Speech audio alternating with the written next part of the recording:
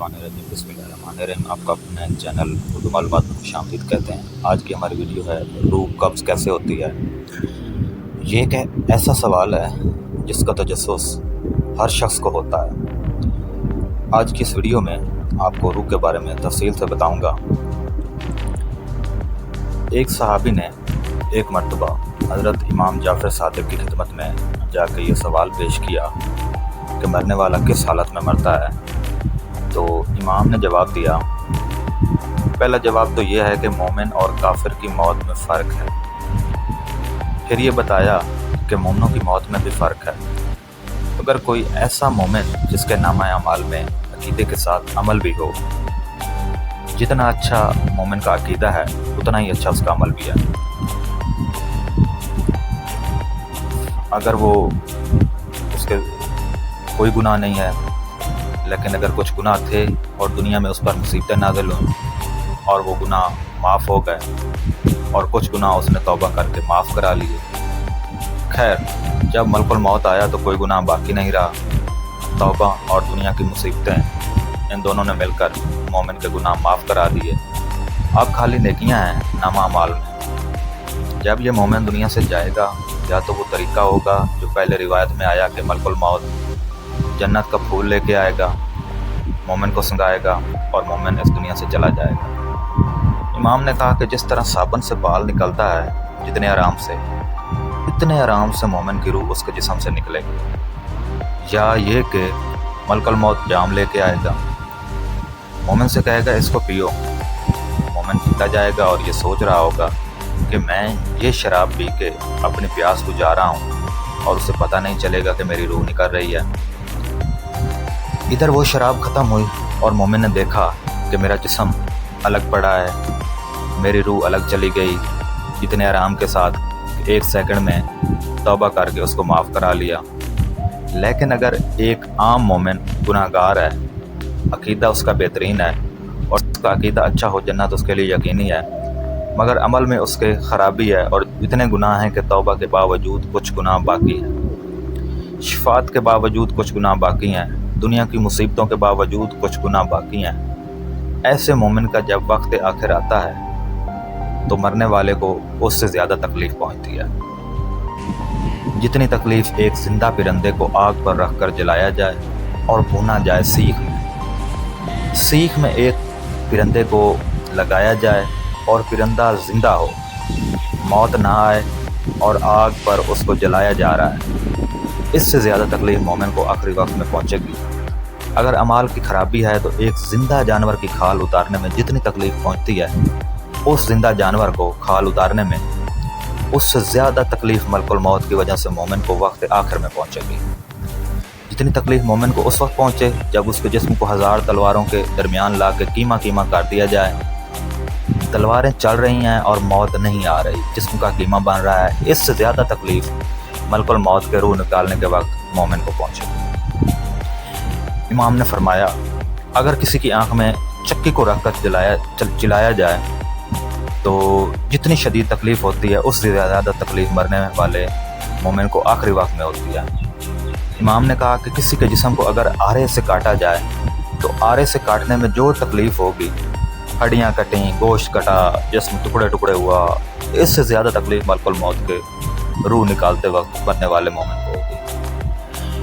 इमाम ने फिर फरमाया, अगर आसमान और ज़मीन के बीच रख कर मोमिन को दबाया जाए और पीसा जाए, जिस तरह पहले ज़माने में सिल के ऊपर मिसाले को रख कर पीसते थे, तो जितनी तकलीफ़ होगी तो आसमान और ज़मीन के दरमियान मोमिन को रख कर दबाया जाए या पहाड़ और ज़मीन के बीच में रख कर दबाया जाए, इससे ज़्यादा तकलीफ़ मरने वाले को आखिरी वक्त में होती है।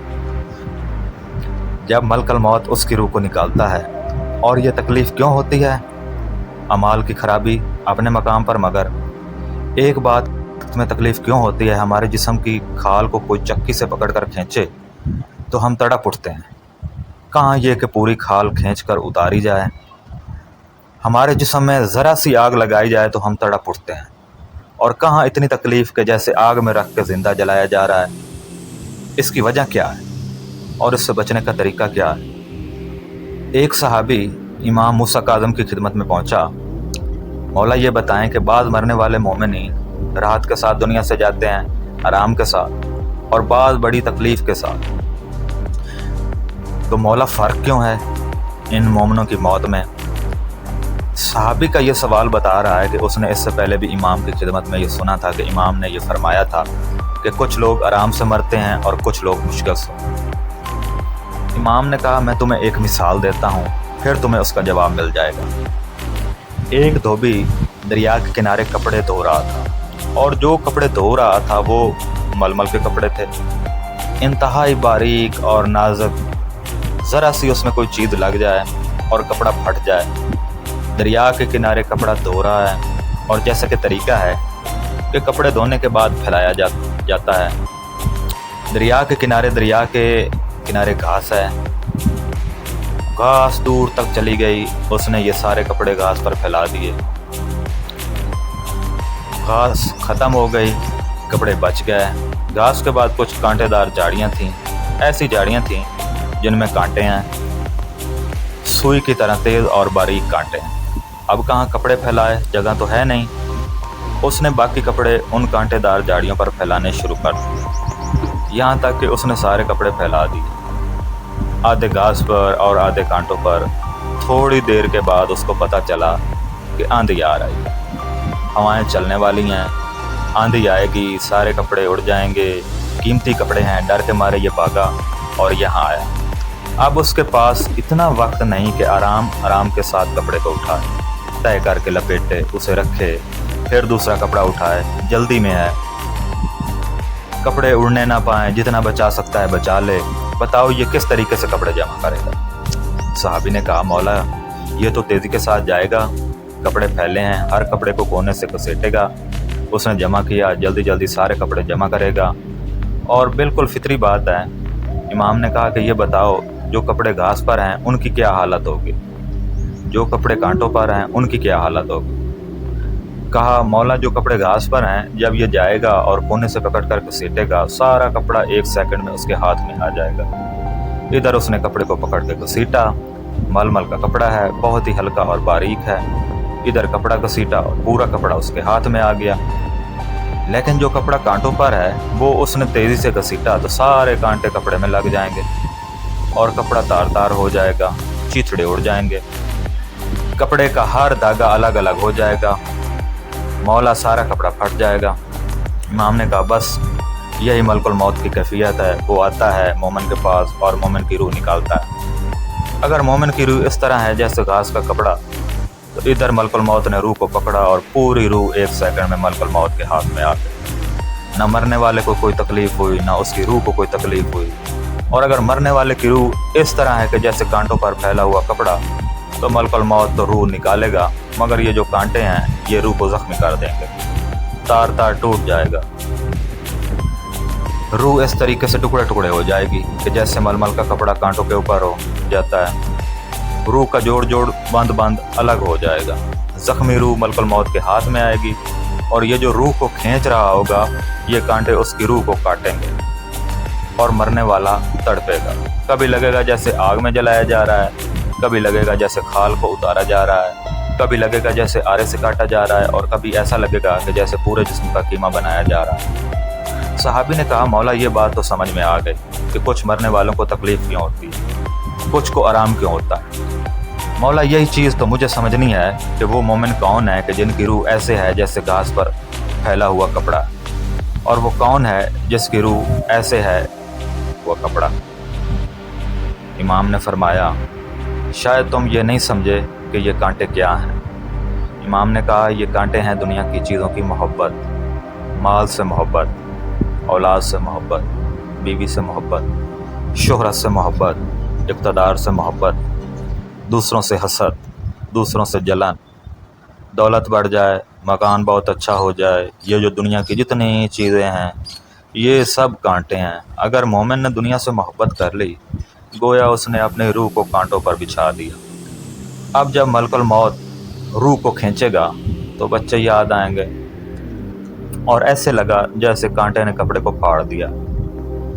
अगर मलकुल मौत ने रूह को निकाला और मरने वाले को माल से मोहब्बत है, तो माल एक कांटा बनेगा मलकुल मौत रूह को निकाल रहा है, माल रूह को रोक रहा है। बस ये कश्मकश जो होगी उसके अंदर मरने वाले को ऐसा लगेगा जैसे मेरा जिस्म आरी से काटा जा रहा है।